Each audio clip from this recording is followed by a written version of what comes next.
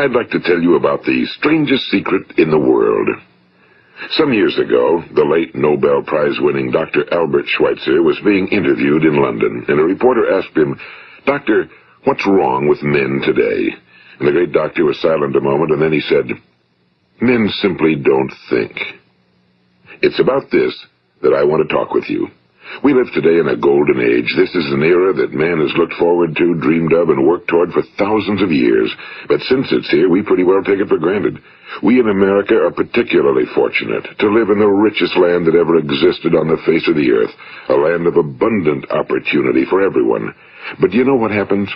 Well, let's take 100 men who start even at the age of 25. Do you have any idea what will happen to those men by the time they're 65?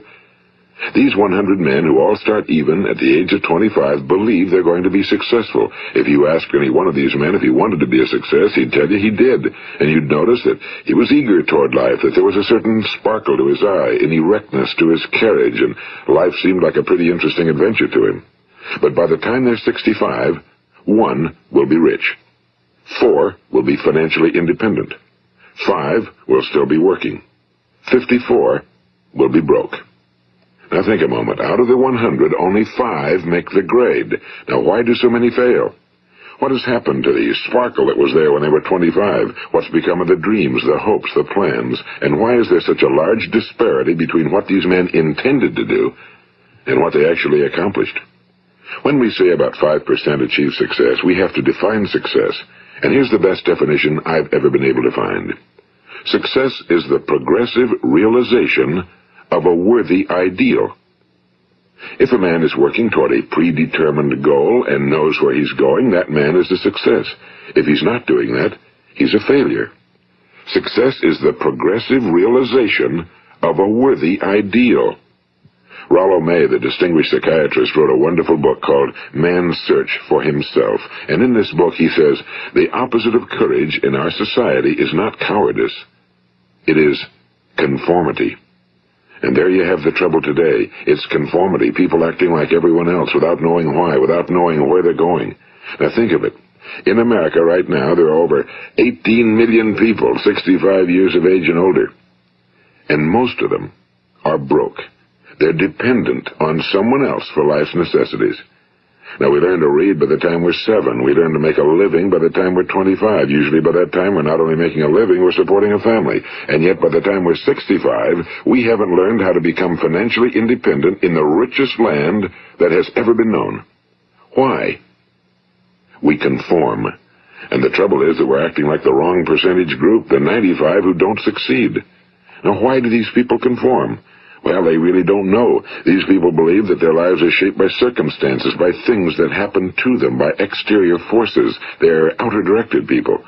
A survey was made one time that covered a lot of men, working men, and these men were asked, "Why do you work? Why do you get up in the morning?" 19 out of 20 had no idea. If you ask them, they'll say, well, everyone goes to work in the morning, and that's the reason they do it, because everyone else is doing it. Now let's get back to our definition of success. Who succeeds? The only person who succeeds is the person who is progressively realizing a worthy ideal. He's the person who says, I'm going to become this, and then begins to work toward that goal. I'll tell you who the successful people are. A success is the school teacher who's teaching school because that's what he or she wants to do. The success is the woman who's a wife and mother because she wanted to become a wife and mother and is doing a good job of it. The success is the man who runs the corner gas station because that was his dream. That's what he wanted to do. The success is the successful salesman who wants to become a top-notch salesman and grow and build with his organization. A success is anyone who is doing deliberately a predetermined job because that's what he decided to do deliberately. But only 1 out of 20 does that. That's why today there isn't really any competition unless we make it for ourselves. Instead of competing, all we have to do is create. You know, for 20 years, I looked for the key which would determine what would happen to a human being. Was there a key I wanted to know which would make the future a promise that we could foretell to a large extent? Was there a key that would guarantee a person's becoming successful if he only knew about it and knew how to use it? Well, there is such a key, and I've found it. Have you ever wondered why so many men work so hard and honestly without ever achieving anything in particular, and others don't seem to work hard and yet seem to get everything? They seem to have the magic touch. You've heard them say that about someone. Everything he touches turns to gold. And have you ever noticed that a man who becomes successful tends to continue to become successful? And on the other hand, have you noticed how a man who's a failure tends to continue to fail? Well, it's because of goals. Some of us have goals, some don't. People with goals succeed because they know where they're going. It's that simple. Think of a ship leaving a harbor, and think of it with the complete voyage mapped out and planned. The captain and crew know exactly where it's going and how long it'll take. It has a definite goal. Now, 9,999 times out of 10,000, it will get to where it started out to get. Now let's take another ship, just like the first, only let's not put a crew on it or a captain at the helm. Let's give it no aiming point, no goal, no destination. We just start the engines and let it go. I think you'll agree with me that if it gets out of the harbor at all, it will either sink or wind up on some deserted beach, a derelict. It can't go anyplace because it has no destination and no guidance, and it's the same with a human being. Take the salesman, for example. There's no other person in the world today with the future of a good salesman. Selling is the world's highest paid profession, if we're good at it and if we know where we're going. Every company needs top-notch salesmen, and they reward those men. The sky's the limit for them. But how many can you find? Someone once said the human race is fixed, not to prevent the strong from winning, but to prevent the weak from losing. The American economy today can be likened to a convoy in time of war. The entire economy is slowed down to protect its weakest link, just as the convoy had to go at the speed that would permit its slowest vessel to remain in formation. That's why it's so easy to make a living today. It takes no particular brains or talent to make a living and support a family today. So we have a plateau of so-called security, if that's what a person's looking for. But we do have to decide how high above this plateau we want to aim. Now let's get back to the strangest secret in the world, the story that I wanted to tell you today. Why do men with goals succeed in life and men without them fail? Well, let me tell you something which, if you really understand it, will alter your life immediately. If you understand completely what I'm going to tell you from this moment on, your life will never be the same again. You will suddenly find that good luck just seems to be attracted to you. The things you want just seem to fall in line, and from now on you won't have the problems, the worries, the gnawing lump of anxiety that perhaps you've experienced before. Doubt, fear, well, they'll be things of the past. Here's the key to success and the key to failure. We become what we think about. Now let me say that again. We become what we think about. Throughout all history, the great wise men and teachers, philosophers and prophets have disagreed with one another on many different things. It's only on this one point that they are in complete and unanimous agreement. Listen to what Marcus Aurelius, the great Roman emperor, said. A man's life is what his thoughts make of it. Disraeli said this, everything comes if a man will only wait. I've brought myself by long meditation to the conviction that a human being with a settled purpose must accomplish it, and that nothing can resist a will that will stake even existence for its fulfillment. Ralph Waldo Emerson said this, a man is what he thinks about all day long. William James said, the greatest discovery of my generation is that human beings can alter their lives by altering their attitudes of mind. And he also said, we need only in cold blood act as if the thing in question were real, and it will become infallibly real by growing into such a connection with our life that it will become real. It will become so knit with habit and emotion that our interest in it will be those which characterize belief. And he also said, if you only care enough for a result, you will almost certainly attain it. If you wish to be rich, you will be rich. If you wish to be learned, you will be learned. If you wish to be good, you will be good. Only you must then really wish these things and wish them exclusively, and not wish at the same time 100 other incompatible things just as strongly. In the Bible you read in Mark 9:23, if thou canst believe, all things are possible to him that believeth. My old friend Dr. Norman Vincent Peale put it this way, this is one of the greatest laws in the universe. Fervently do I wish I had discovered it as a very young man. It dawned upon me much later in life, and I found it to be one of the greatest, if not my greatest discovery outside of my relationship to God. The great law, briefly and simply stated, is that if you think in negative terms, you will get negative results. If you think in positive terms, you will achieve positive results. That is the simple fact, he went on to say, which is at the basis of an astonishing law of prosperity and success. In 3 words, believe and succeed. William Shakespeare put it this way: our doubts are traitors and make us lose the good we oft might win by fearing to attempt. George Bernard Shaw said, people are always blaming their circumstances for what they are. I don't believe in circumstances. The people who get on in this world are the people who get up and look for the circumstances they want, and if they can't find them, make them. Well, it's pretty apparent, isn't it? And every person who discovered this for a while believed that he was the first one to work it out. We become what we think about. Now, it stands to reason that a person who's thinking about a concrete and worthwhile goal is going to reach it, because that's what he's thinking about, and we become what we think about. Conversely, the man who has no goal, who doesn't know where he's going, and whose thoughts must therefore be thoughts of confusion and anxiety and fear and worry, becomes what he thinks about. His life becomes one of frustration and fear and anxiety and worry. And if he thinks about nothing, he becomes nothing. Now, how does it work? Why do we become what we think about? Well, I'll tell you how it works as far as we know. Now, to do this, I want to tell you about a situation that parallels the human mind. Suppose a farmer has some land, and it's good fertile land. Now, the land gives the farmer a choice. He may plant in that land whatever he chooses. The land doesn't care. It's up to the farmer to make the decision. Now, remember, we're comparing the human mind with the land because the mind, like the land, doesn't care what you plant in it. It will return what you plant, but it doesn't care what you plant. Now let's say that the farmer has 2 seeds in his hand. One is a seed of corn, the other is nightshade, a deadly poison. He digs 2 little holes in the earth and he plants both seeds, one corn, the other nightshade. He covers up the holes, waters, and takes care of the land, and what will happen? Invariably the land will return what's planted. As it's written in the Bible, as ye sow, so shall ye reap. Now remember, the land doesn't care. It'll return poison in just as wonderful abundance as it will corn. So up come the 2 plants, one corn, one poison. Now, the human mind is far more fertile, far more incredible and mysterious than the land, but it works the same way. It doesn't care what we plant. Success, failure. A concrete, worthwhile goal, or confusion. Misunderstanding, fear, anxiety, and so on. But what we plant, it must return to us. You see, the human mind is the last great unexplored continent on Earth. It contains riches beyond our wildest dreams. It will return anything we want to plant. Now, you might say, well, if that's true, why don't people use their minds more? Well, I think they figured out an answer to that one, too.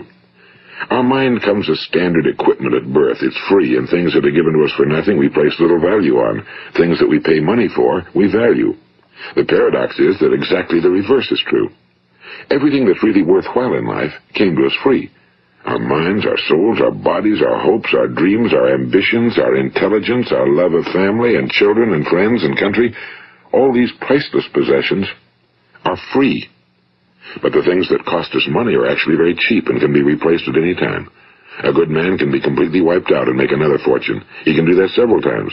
Even if our home burns down, we can rebuild it. But the things we got for nothing, we can never replace. The human mind isn't used because we take it for granted. Familiarity breeds contempt. It can do any kind of job we assign to it, but generally speaking, we use it for little jobs instead of big, important ones. Universities have proved that most of us are operating on about 10% or less of our abilities. So decide now, what is it you want? Plant your goal in your mind. It's the most important decision you'll ever make in your entire life. What is it you want? Do you want to be an outstanding salesman? A better worker at your particular job? Do you want to go places in your company? In your community? Do you want to get rich? All you've got to do is plant that seed in your mind, care for it, work steadily toward your goal, and it will become a reality. It not only will, there's no way that it cannot. You see, that's a law, like the laws of Sir Isaac Newton, the laws of gravity. If you get on top of a building and jump off, you'll always go down. You'll never go up, and it's the same with all the other laws of nature. They always work. They're inflexible. Think about your goal in a relaxed, positive way. Picture yourself in your mind's eye as having already achieved this goal. See yourself doing the things you will be doing when you've reached your goal. Ours has been called the phenobarbital age, the age of ulcers and nervous breakdowns and tranquilizers. At a time when medical research has raised us to a new plateau of good health and longevity, far too many of us worry ourselves into an early grave trying to cope with things in our own little personal ways without learning a few great laws that will take care of everything for us. These things we bring on ourselves through our habitual way of thinking. Every one of us is the sum total of his own thoughts. He is where he is because that's exactly where he really wants to be, whether he'll admit that or not. Each of us must live off the fruit of his thoughts in the future, because what you think today and tomorrow, next month and next year, will mold your life and determine your future. You're guided by your mind. I remember one time I was driving through eastern Arizona, and I saw one of those giant earth-moving machines roaring along the road at about 35 miles an hour with what looked like 30 tons of dirt in it. A tremendous, incredible machine, and there was a little man perched way up on top with the wheel in his hands guiding it. And as I drove along, I was struck by the similarity of that machine to the human mind. Just suppose you're sitting at the controls of such a vast source of energy. Are you going to sit back and fold your arms and let it run itself into a ditch? Or are you going to keep both hands firmly on the wheel and control and direct this power to a specific, worthwhile purpose? It's up to you. You're in the driver's seat. You see, the very law that gives us success is a two-edged sword. We must control our thinking. The same rule that can lead a man to a life of success, wealth, happiness, and all the things he ever dreamed of for himself and his family. That very same law can lead him into the gutter. It's all in how he uses it, for good or for bad. This is the strangest secret in the world. Now, why do I say it's strange, and why do I call it a secret? Actually, it isn't a secret at all. It was first promulgated by some of the earliest wise men, and it appears again and again throughout the Bible, but very few people have learned it, understand it. That's why it's strange, and why for some equally strange reason it virtually remains a secret. I believe that you could go out and walk down the main street of your town and ask one man after another what the secret of success is, and you probably wouldn't run into one man in a month who could tell you. Now, this information is enormously valuable to us if we really understand it and apply it. It's valuable to us not only for our own lives, but the lives of those around us, our families, employees, associates, and friends. Life should be an exciting adventure. It should never be a bore. A man should live fully, be alive. He should be glad to get out of bed in the morning. He should be doing a job he likes to do because he does it well. One time I heard Grove Patterson, the great late editor-in-chief of the Toledo Daily Blade, make a speech, and as he concluded his speech, he said something I've never forgotten. He said, "My years in the newspaper business have convinced me of several things. Among them, that people are basically good, and that we came from someplace, and we're going someplace. So we should make our time here an exciting adventure. The architect of the universe didn't build a stairway leading nowhere." And the greatest teacher of all, the carpenter from the plains of Galilee, gave us the secret time and time again. As ye believe, so shall it be done unto you. I've explained the strangest secret in the world and how it works. Now, on this side, I want to explain how you can prove to yourself the enormous returns possible in your own life by putting this secret to a practical test. I want you to make a test that will last 30 days. It isn't going to be easy, but if you'll give it a good try, it will completely change your life for the better. Now, back in the 17th century, Sir Isaac Newton, the English mathematician and natural philosopher, gave us some natural laws of physics which apply as much to human beings as they do to the movement of bodies in the universe. And one of these laws is that for every action, there is an equal and opposite reaction. Simply stated, as it applies to you and me, it means we can achieve nothing without paying the price. The results of your 30-day experiment will be in direct proportion to the effort you put forth. To be a doctor, you must pay the price of long years of difficult study. To be successful in selling, and remember that each of us succeeds to the extent of his ability to sell. Selling our families on our ideas, selling education in schools, selling our children on the advantages of living the good and honest life, selling our associates and employees on the importance of being exceptional people. To, of course, the profession of selling itself. But to be successful in selling our way to the good life, we must be willing to pay the price. Now, what is that price? Well, it's many things. First, it's understanding emotionally, as well as intellectually, that we literally become what we think about, that we must control our thoughts if we're to control our lives. It's understanding fully that as ye sow, so shall ye reap. Second, it's cutting away all fetters from the mind and permitting it to soar as it was divinely designed to do. It's the realization that your limitations are self-imposed and that the opportunities for you today are enormous beyond belief. It's rising above narrow-minded pettiness and prejudice. And third, it's using all your courage to force yourself to think positively on your own problem, to set a definite and clearly defined goal for yourself, to let your marvelous mind think about your goal from all possible angles, to let your imagination speculate freely upon many different possible solutions, to refuse to believe that there are any circumstances sufficiently strong to defeat you in the accomplishment of your purpose, to act promptly and decisively when your course is clear, and to keep constantly aware of the fact that you are, at this moment, standing in the middle of your own acres of diamonds, as Russell Conwell used to point out. And fourth, save at least 10% of every dollar you earn. It's also remembering that no matter what your present job, it has enormous possibilities if you're willing to pay the price. Now let's just go over the important points in the price each of us must pay to achieve the wonderful life that can be ours. It is, of course, worth any price. 1. You will become what you think about. 2. Remember the word imagination and let your mind begin to soar. 3. Courage. Concentrate on your goal every day. 4. Save 10% of what you earn. And 5. Action.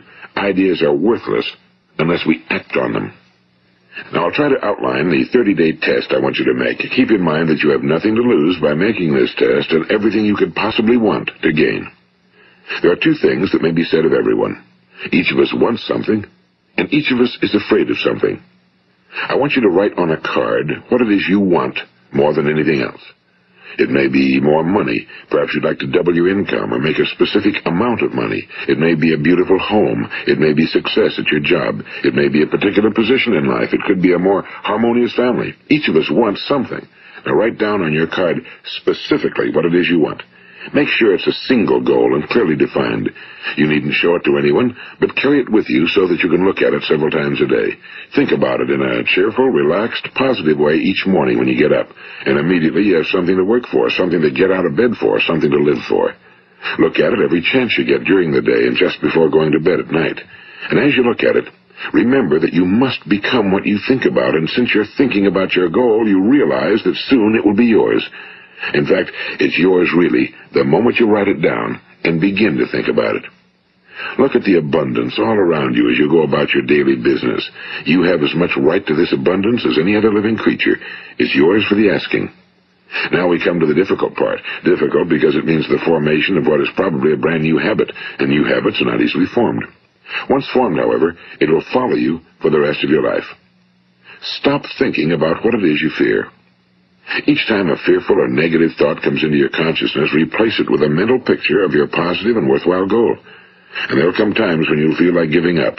It's easier for a human being to think negatively than positively. That's why only 5% are successful.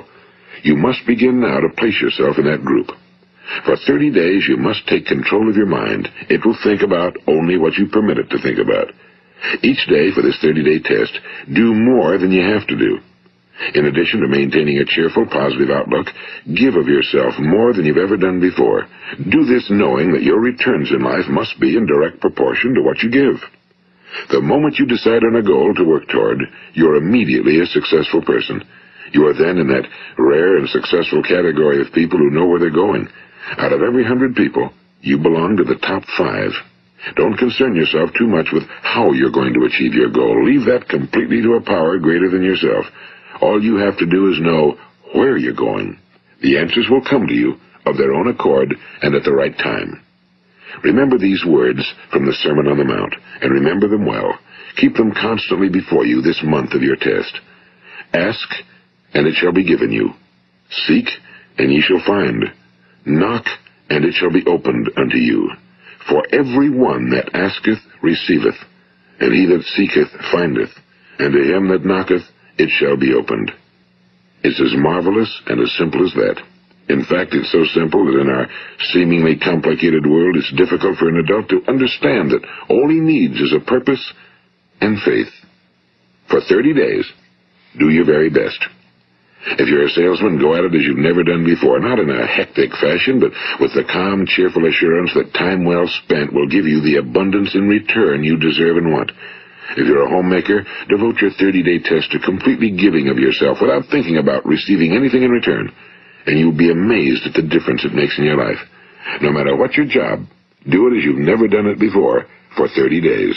And if you've kept your goal before you every day, you'll wonder and marvel at this new life you've found. Dorothea Brand, the outstanding editor and writer, discovered it for herself and tells about it in her fine book, Wake Up and Live.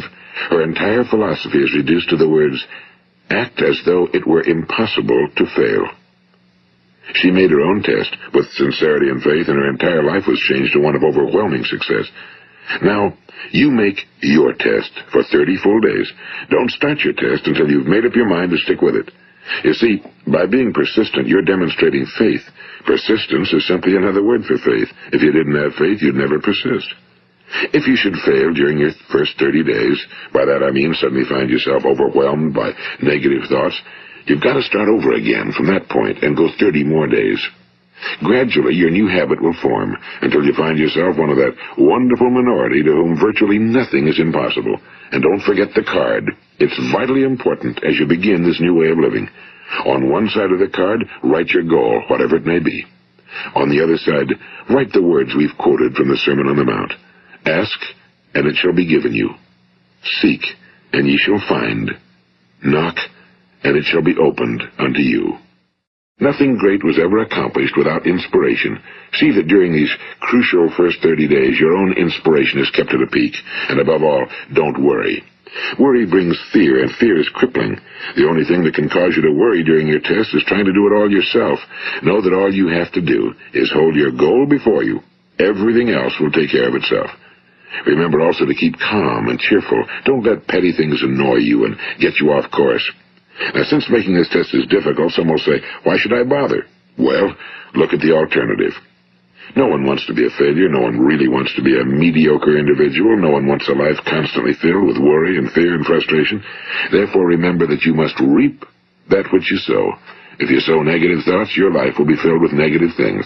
If you sow positive thoughts, your life will be cheerful, successful, and positive. Now, gradually, you will have a tendency to forget what you've heard on this recording. Play it often.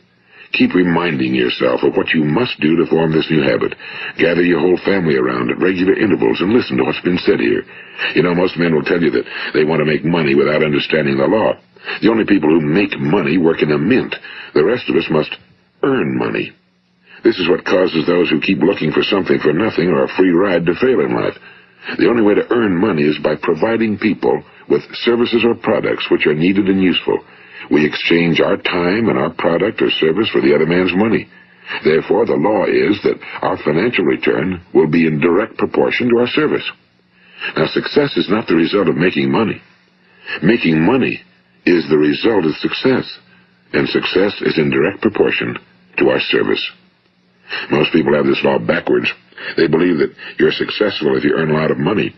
The truth is that you can only earn money after you're successful. It's like the story of the man who sat in front of the stove and said to it, "Give me heat, and then I'll add the wood." How many men and women do you know, or do you suppose there are today, who take the same attitude toward life? There are millions. We've got to put the fuel in before we can expect heat. Likewise, we've got to be of service first before we can expect money. Don't concern yourself with the money. Be of service, build, work, dream, create. Do this, and you'll find there's no limit to the prosperity and abundance that will come to you. Prosperity, you know, is founded upon a law of mutual exchange. Any person who contributes to prosperity must prosper in turn himself. Sometimes the return will not come from those you serve, but it must come to you from someplace, because that's the law. For every action, there is an equal and opposite reaction. As you go daily through your 30-day test period, remember that your success will always be measured by the quality and quantity of service you render, and money is a yardstick for measuring this service. No man can get rich himself unless he enriches others. Now, there are no exceptions to a law.